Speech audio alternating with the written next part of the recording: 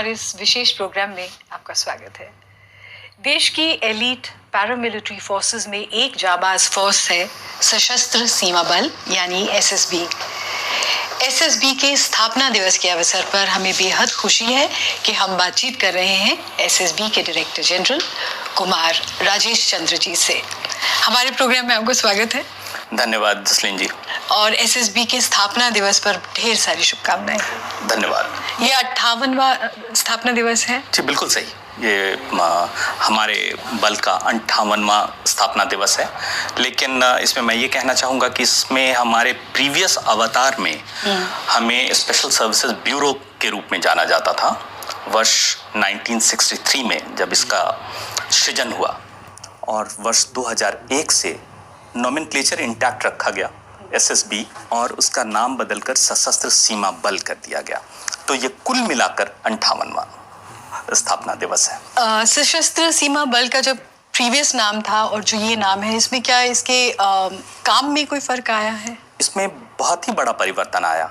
अगर आप इसको हिस्टोरिकल पर्सपेक्टिव में देखें तो वर्ष 1962 के भारत चीन युद्ध के बाद कुछ परिस्थितियां ऐसी बनी जिसमें ये समझा गया कि बहुत सारे ऐसे सीमावर्ती क्षेत्र हैं। चूंकि नया राष्ट्र था, 1962 बहुत ज़्यादा दिन नहीं बीते थे आज़ादी को हुए, तो ऐसे क्षेत्र थे जिसमें राष्ट्रीयता की भावना भरने की आवश्यकता थी, पेट्रियटिज्म भरने की आवश्यकता थी।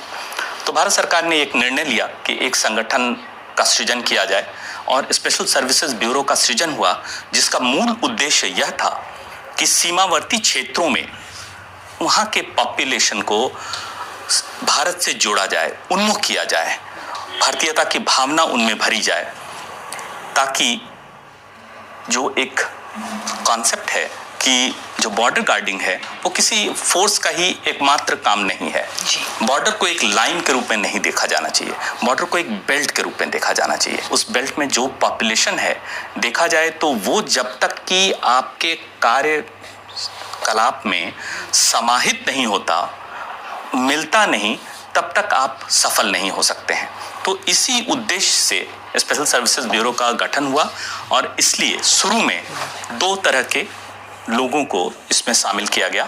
शुरू में इन्हें कहा गया VVF, विलेज वॉलंटियर फोर्स, और उसी में से जो एबल बॉडीड, अच्छे फौज के लिए उचित एप्टीट्यूड रखने वाले लोग थे, उसमें से क्रिएशन हुआ IVF, intensive trend volunteer force का।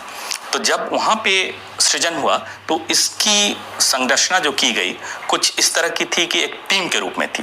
जैसा आज के संदर्भ में मैं अगर उसकी तुलना करूं तो जैसे RAF आपने देखा होगा, CRPF का रैपिड एक्शन फोर्स की, जिसमें एक टीम होता है, अन्यथा एक सेक्शन, 3 सेक्शन का एक प्लाटून, 3 प्लाटून की एक कंपनी और फिर अब 7 कंपनी का एक बटालियन। वो उस समय उसकी संरचना